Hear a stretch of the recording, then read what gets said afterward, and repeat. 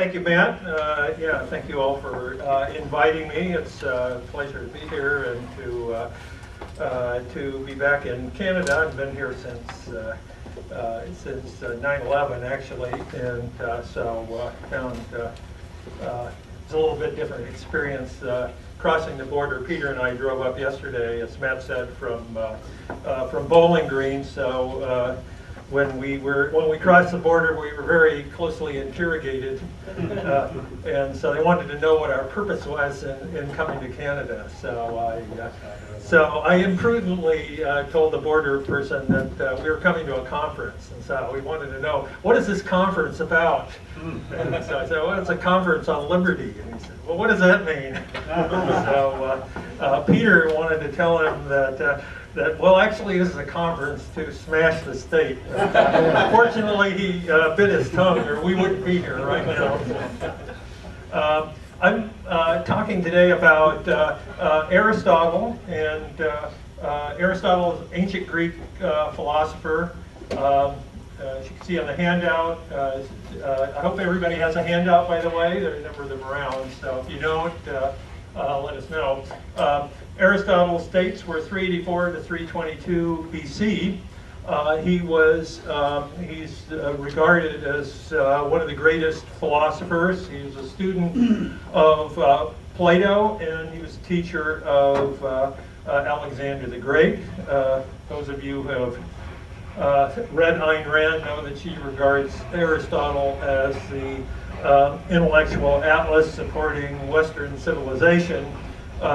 Although she took a rather dim view of Aristotle's ethics and politics. One of Aristotle's main contributions was his recognition that human knowledge is organized into scientific disciplines. And he laid the foundations for many of these disciplines of logic and physics and other areas. And political science is another area where he wrote the first treatise in this area called The Politics. With his students, he also compiled detailed descriptions of 158 different constitutions of his era, of which one has survived, the Constitution of Athens. The main point that I'm going to try to make in my discussion here is that Aristotle, when you look at his politics, although he was no libertarian himself, he could offer modern libertarians and proponents of the minimal state very valuable advice, and I'll try to indicate why I think that's the case. Place to begin is looking at Aristotle's view of politics. His word politike, or politics, basically means statecraft.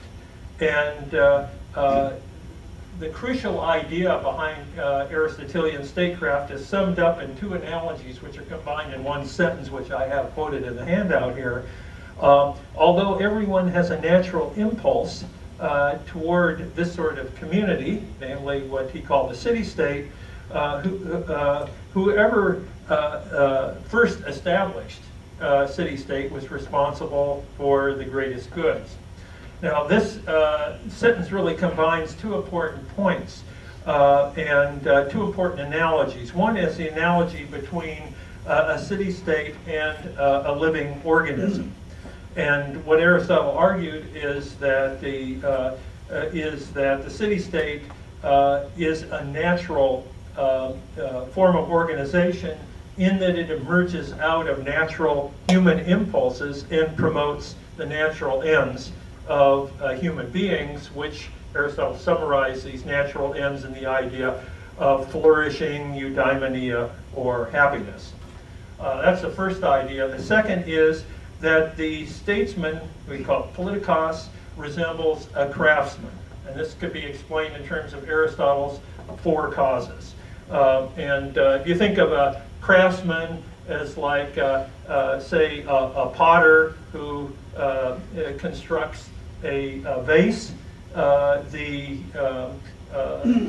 you can understand what happens there in terms of his four causes: the material cause, the clay that the potter uses, the formal cause is the shape the vase. The efficient cause is the potter himself, who imposes the form on the matter, and then there's a final cause or purpose. In the case of a vase, it's to hold liquid, and for whatever purpose, for drinking, for putting flowers in, or whatever you want to do with it. Likewise, these causes, four causes, can be used to understand what happens in the political process. According to Aristotle, the material cause is the citizens and the natural resources that comprise the city-state. The formal cause is its constitution, which Aristotle compares to the soul of an organism. The efficient cause is the statesman or legislator who is the source of the Constitution. And the final cause is whatever the aim of the community is, what the purpose is for which individuals join together in communal living. As Aristotle describes what's involved in politics, he makes a very important point that a statesman needs to master a number of different skills which involve different types of theories which are interrelated in politics. And so he makes an interesting comparison between the job that is performed by any statesman, and he uses the analogy of a gymnastics trainer or a coach. Okay, so you think of what would be involved in being a great gymnastics teacher. And obviously, if you're really a master of this art, if someone who comes along who is has exceptional physical ability, you'd want to be able to train this person so they could be the top athlete, so they'd be able to go to the Olympics and win and beat everybody. That's clear. But even if you found some athlete, say who wasn't absolutely superb, but was a very good athlete, you'd want to be able to take that person and make them as competitive as possible. So they'd be a winner, even if, so they could, win the Open, British Open, even if they're not Tiger Woods, you'd be able to take advantage of whatever skills they have. So those two cases are clear, but also suppose you're a gymnastics teacher and somebody comes along who really is kind of an ordinary person. They have no great aspirations of being a competitive athlete, but they say, Coach, I really need to get in shape. Can you help me out? Coach should be able to help that person as well.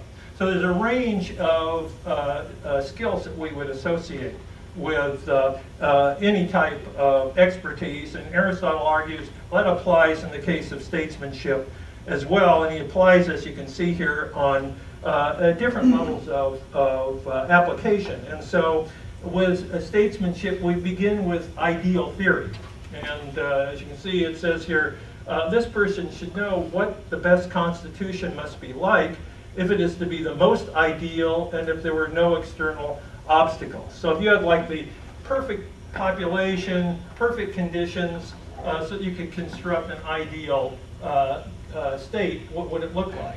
Likewise, second best theory is which constitution is best for which city-states. For achieving the best is perhaps impossible for many.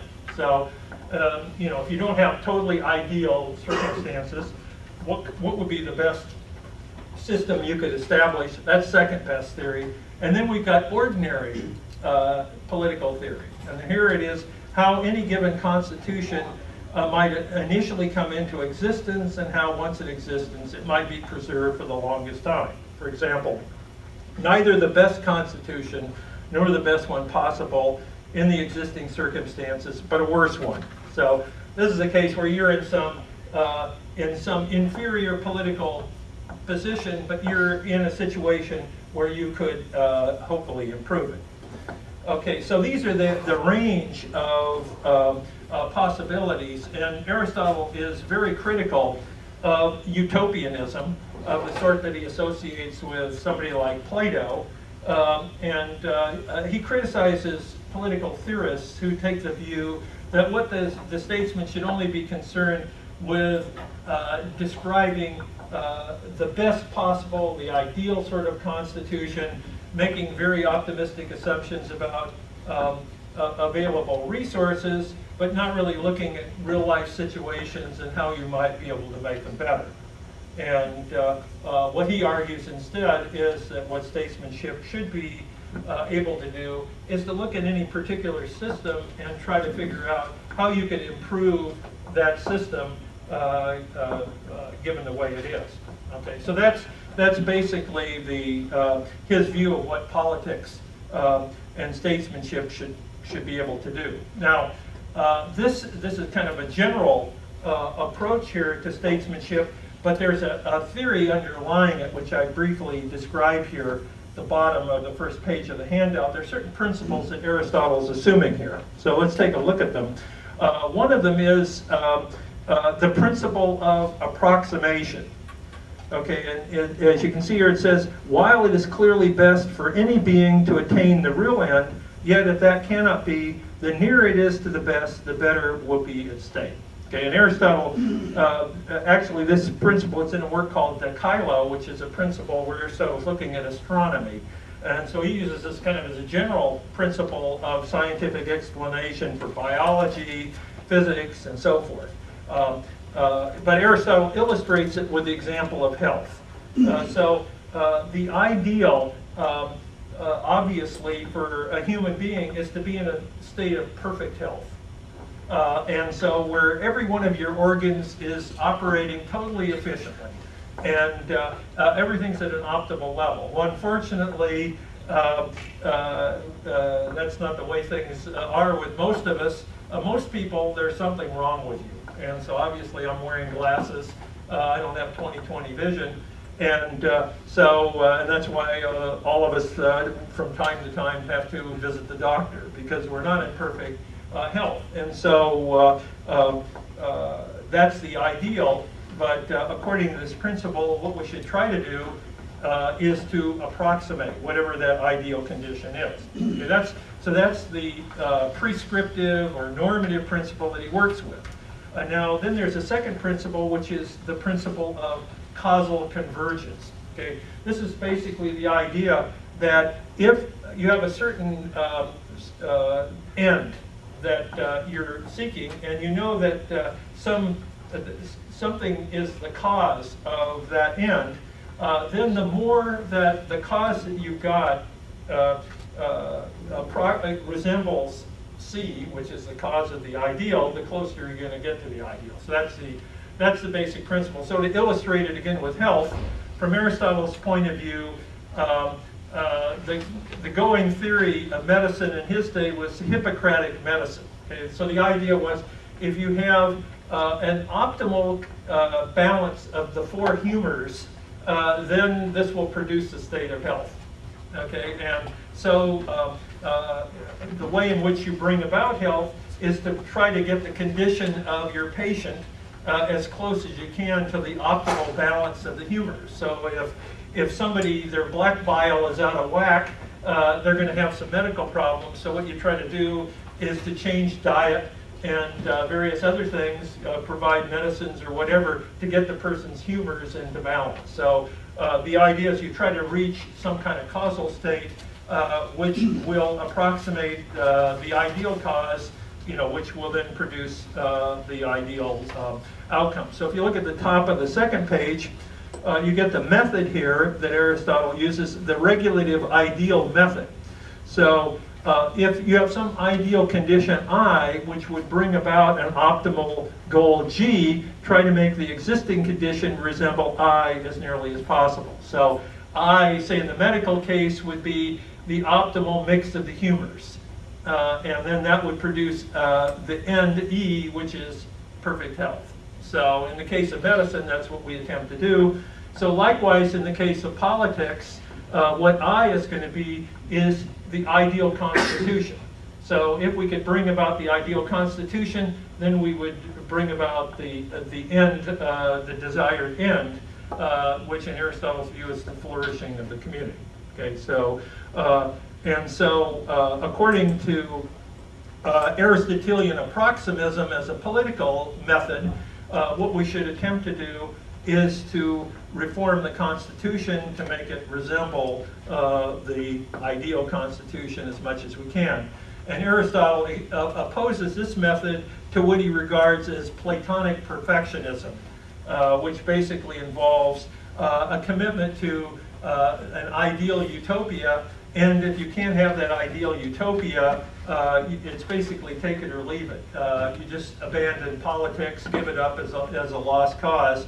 Although in the case of Plato, if you have an opportunity to bring about a utopia, which Plato once did, he had the opportunity to go to Syracuse, and he thought he'd found the philosopher king of his dreams and could create an ideal state, so he went and did this, and can't go into the details, but the long and the short is it was a total disaster, and so then Plato just gave up on politics altogether.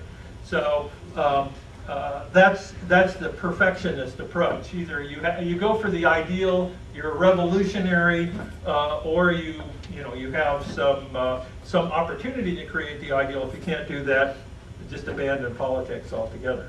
Okay, so that's Aristotelian approximism. Another important feature here is that according to Aristotle, in order for this method to work, that we can assume, he said, ideal conditions, but nothing that's impossible.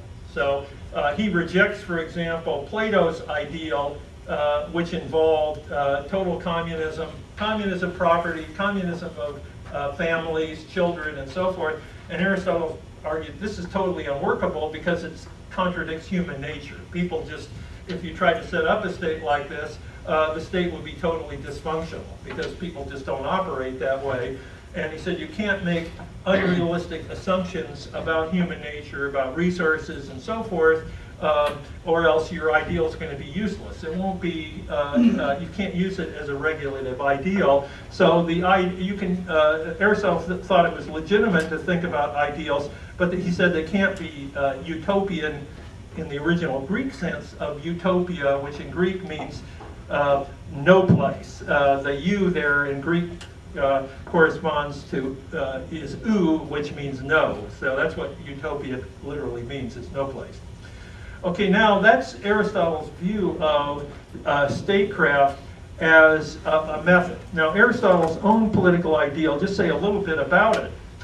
He has a view which in some ways resembles libertarianism, but in other respects it's radically opposed to libertarianism. First of all, Aristotle has a view which is opposed to Plato's, and he explicitly opposes it to Plato's. On Aristotle's account, Plato advocates a position which could be described as holism or collectivism.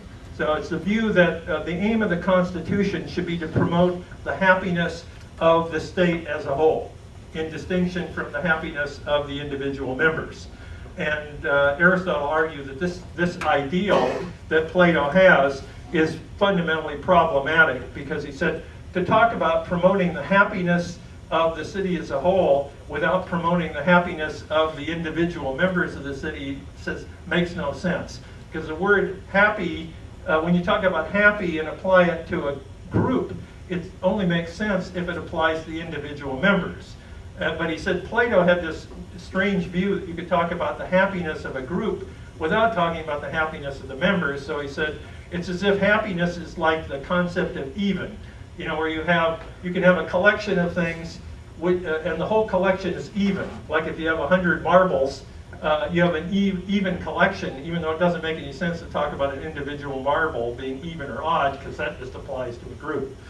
But Aristotle said happiness or flourishing isn't like that. The group can flourish only if its individual members flourish. So Aristotle has this view of politics, which is briefly, I've got it just schematically summarized here.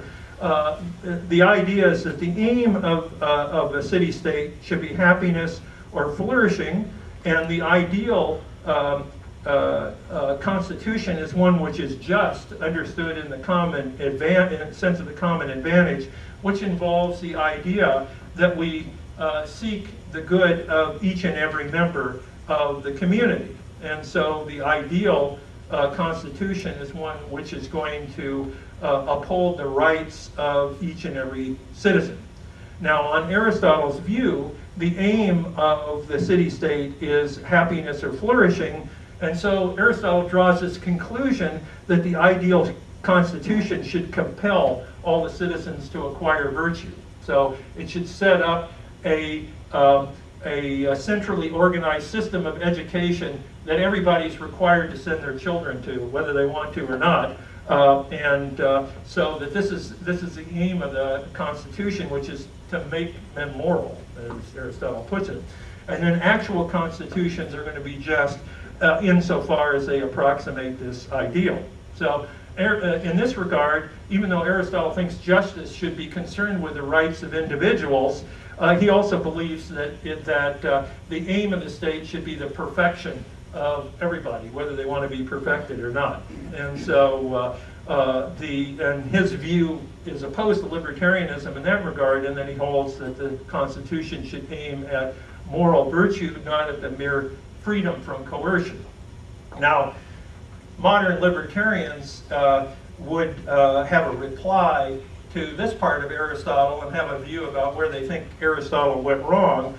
And that is part of the worry here is that when Aristotle talks about the city-state or polis, he combines or confuses two things together.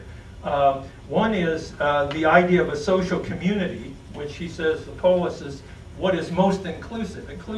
Includes all human relations and activities, but then also he equates the polis with what we think of as the political state. He says it's the association which has the greatest authority. And that's the aspect of the community which is concerned with coercion, the enforcement of laws, and so forth.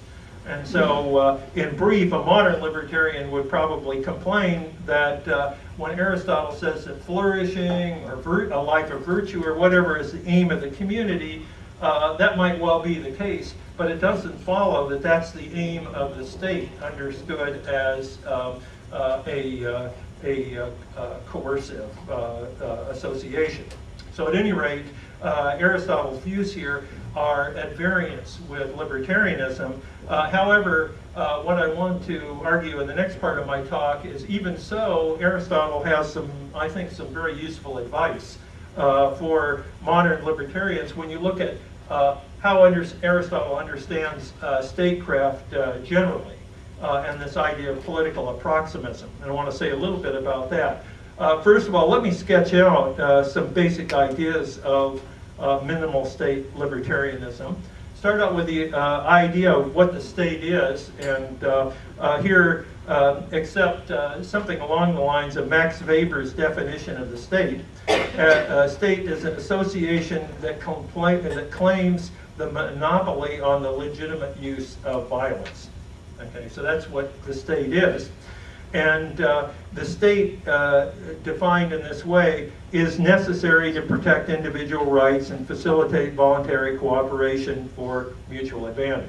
Now, those of you, anyone here who may be an anarchist will want to step off the bus right at that point. But I'm assuming here the existence of the state as being necessary for the protection of rights. That's going to be one of the premises. These rights include rights of self-ownership, rights to external property, and rights of association. And rejects the idea of slavery, that human beings can be treated as the property of others. And a just state is one which respects individual rights. It cannot violate individual rights in order to promote other aims. And on this view, the best state is a minimal state. Okay, so that's going to be the ideal, a minimal state which is devoted to the enforcement, protection of individual rights. Now, then, obviously, states as they exist nowadays are a far cry from the ideal of the libertarian minimal state. And so then the question is, what are we going to do about that? What couldn't we do about this? And does Aristotle have anything to advise? And here I want to just consider briefly how a method of approximism in statecraft could be applied to looking at the question of how we could work from a political ideal of minimal state to political realities. Okay, the first has to do with constitutional principles. Okay, and here there's a principle of the second best principle, second best approximation. That's on the top of page 3. When circumstances prevent the state from carrying out necessary functions, it may initiate force to deal with these contingencies, while keeping it as close to the minimal state as possible. For example, by providing compensation where possible. So the ideal is where nobody initiates force against anybody. That's the ideal. But then the question is a state going to be able to carry out its functions of protecting individual rights,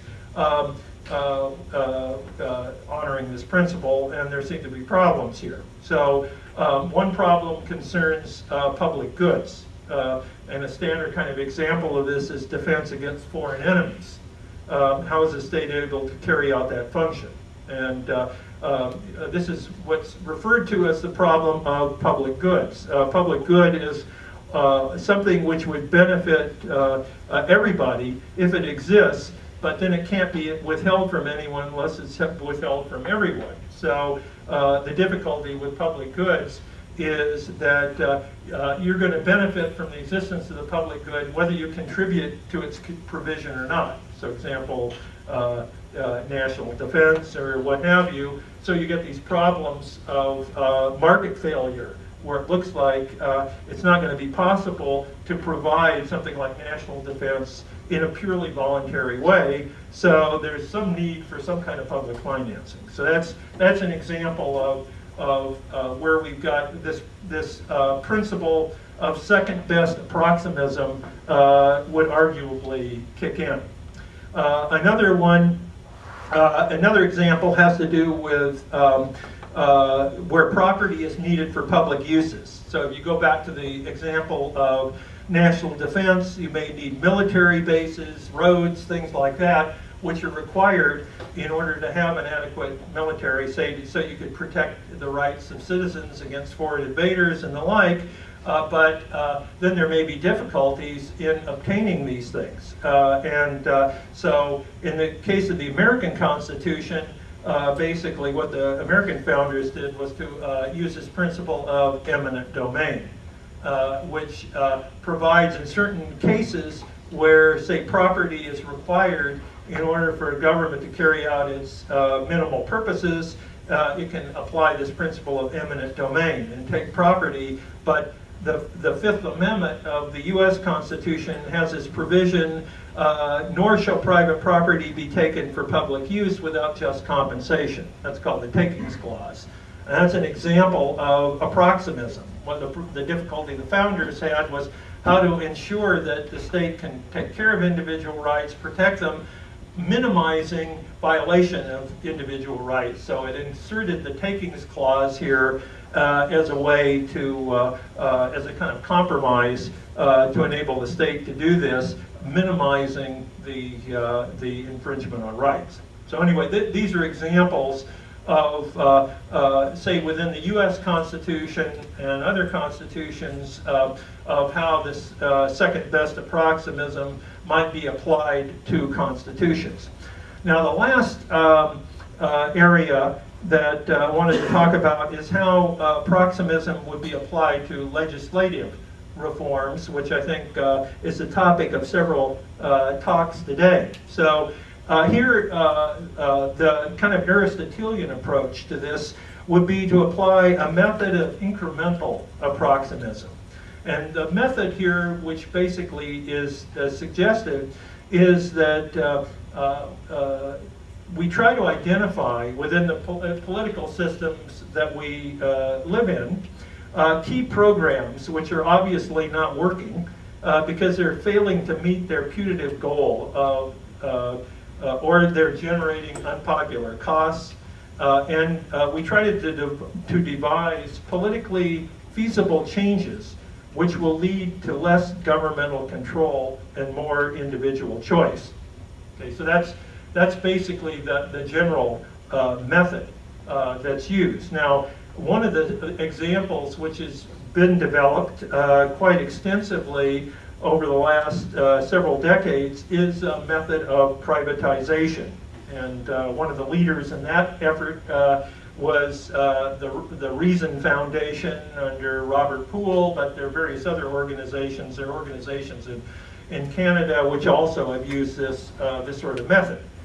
And so kind of standard techniques of privatization here are, I've got several listed here: contracting with a private company to manage a public operation, for example, an airport, wastewater plant, or prison.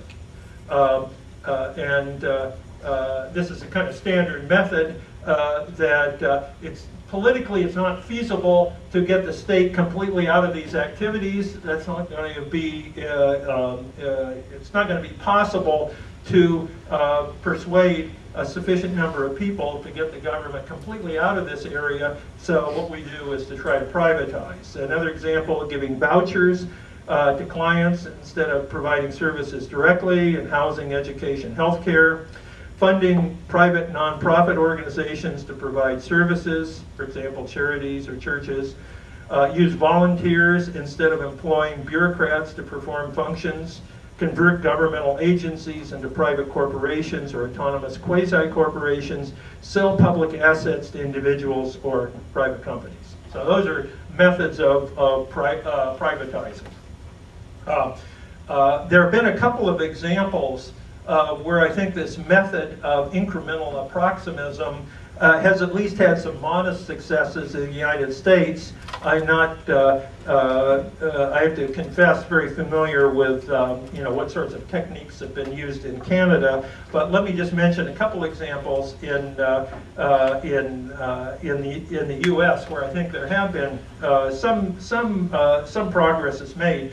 One was, and these were two real chronic problems in the, say back in the 50s, 60s, and so forth, the welfare area and the area of urban renewal and public housing. In the case of welfare, here the problem basically was this program of aid to families with dependent children was established back in the 60s. Some of these programs had gone back and had really developed out of Roosevelt's New Deal.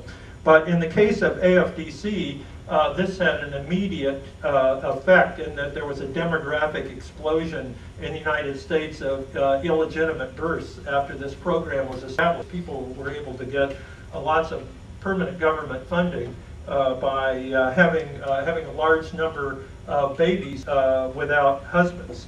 And so this led to all sorts of problems, not only a great increase of illegitimate children, but also the only kind of regulation that was carried out was to make sure there were no husbands around. So people would carry out raids to households to make sure there weren't any husbands, so they'd have to go out the window or whatever while the welfare worker was showing up to check out. And these are very serious problems. And so what happened in this case was a series of carried out under the Republican Congress and Bill Clinton in the 90s, and they introduced a new act to replace the old one called the Personal Responsibility and Work Opportunity Reconciliation Act of 1996.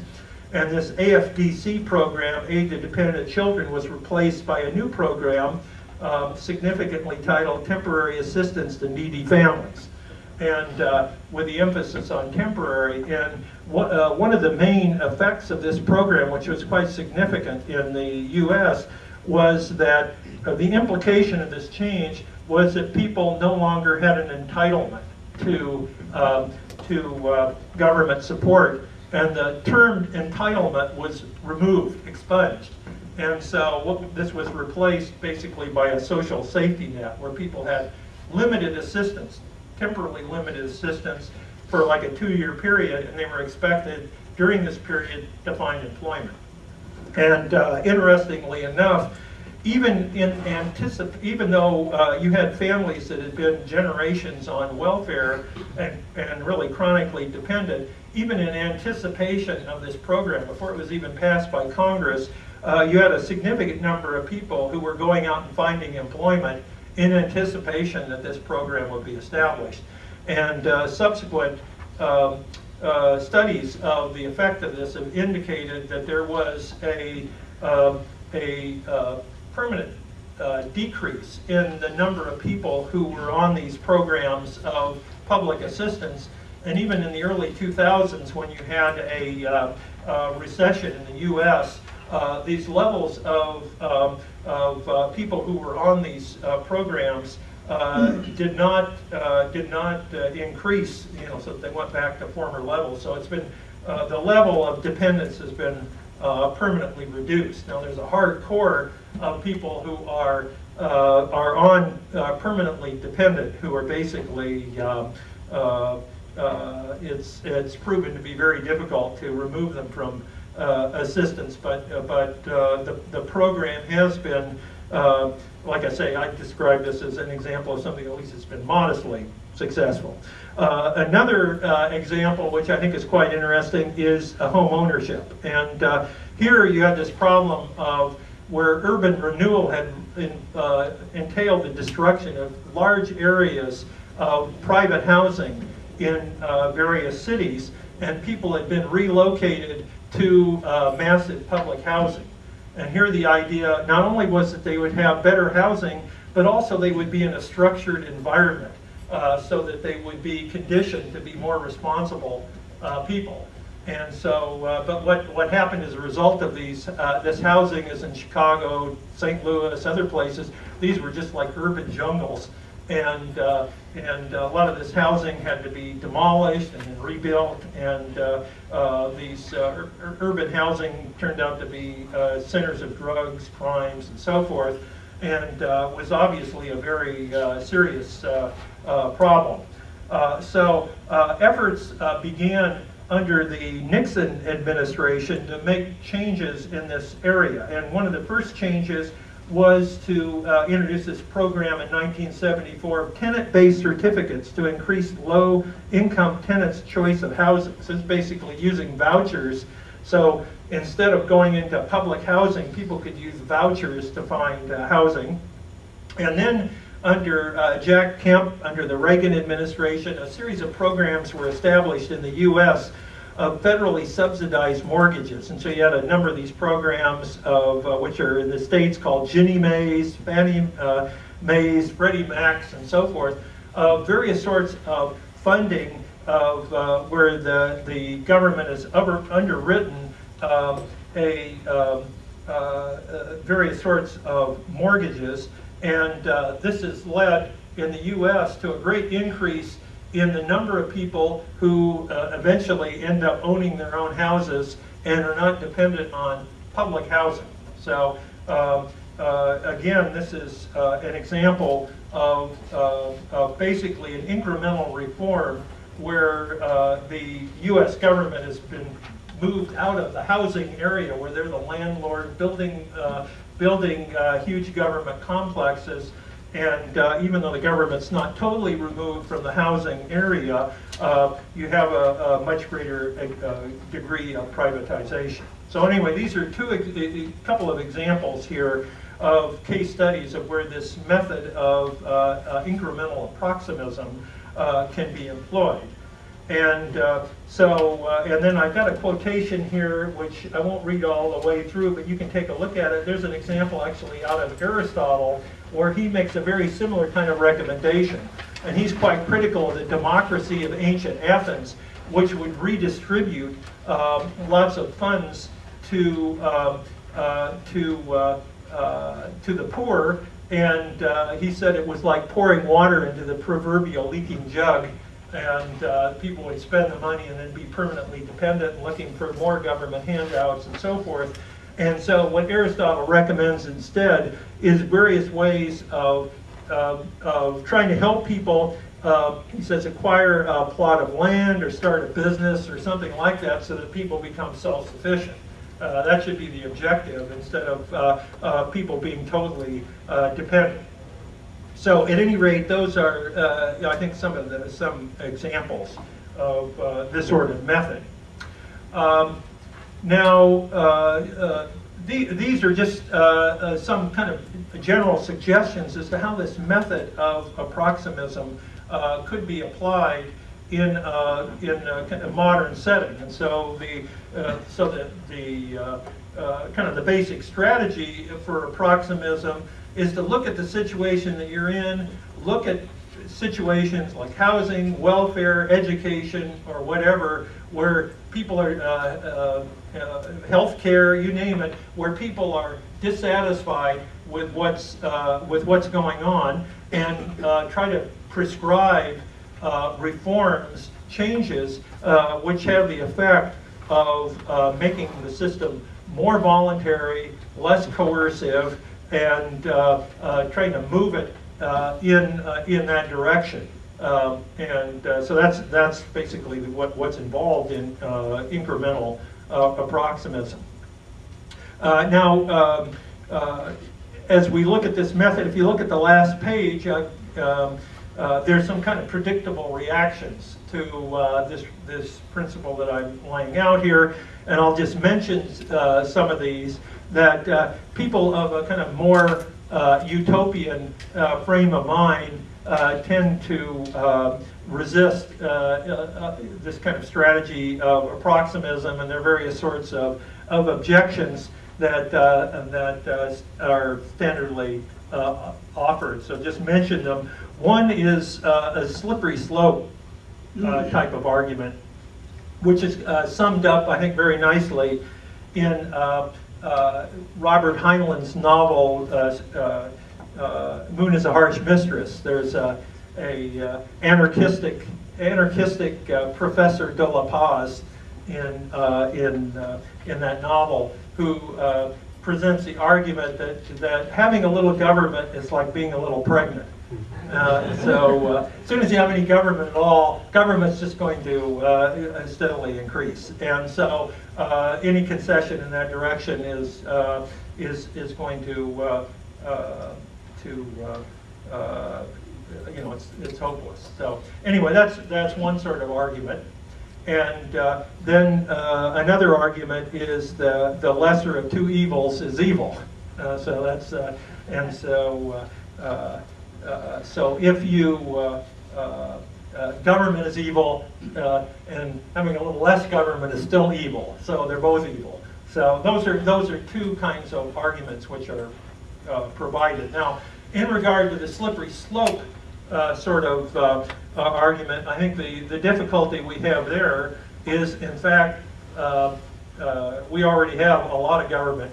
And that's basically the situation we're in. We're not in a state of anarchy where we have the option of, are we going to have a little government or no government? The question is, are we going to have a huge amount of government, or are there various ways in which where we can make improvements in institutions we have and bring them closer to the ideal? So I think. That would be, I think, a reply to the slippery slope argument. And the other argument, the lesser of two evils, is I think it could be argued that it's a cliche, but it's also a misleading cliche, because as a matter of fact, when you're making difficult decisions and you have to choose between alternatives, if the only alternatives are more evil or less evil, Aristotle himself discusses this, and he says when that's the options that you're facing, the more evil and the less evil, the right thing to do is to try to get the less evil outcome rather than the more evil outcome. And so, are we going to be content with a massive amount of government control in these various areas, or should we try to find ways to bring about lesser governmental control? So the Aristotelian reply to these sorts of utopian arguments is that it's possible to compromise without compromising our principles. And so that's basically the Aristotelian view. Now, I was told here that it would be advisable for me to kind of throw out some general questions for people to think about based on this discussion of Aristotelian statecraft, idea of approximism as how it applies to libertarianism. So let me just throw out some suggested questions which I think might be useful for people to think about. One is the kind of obvious general question of, I've drawn this contrast between Aristotelian approximism as opposed to Platonic perfectionism, where the latter is described as a principle that if we can't achieve an ideal, we should just remain aloof from politics. So just drop out of politics, get off the grid, or whatever. That's one kind of principle, general principle I think we need to think about. Should principled persons committed to liberty follow an approximist strategy in politics, strategy of the sort that I've been describing here, of incremental approximism? That's one kind of question. And then there's a specific question. I mentioned some examples in the United States of the welfare and housing. These are two areas where some progress has been made. And there's a reason why those areas lend themselves to solution more than others. And that is, in both cases, the welfare and housing, those basically involve minorities that were dependent upon government assistance. Those areas are much easier to handle than areas of universal provision.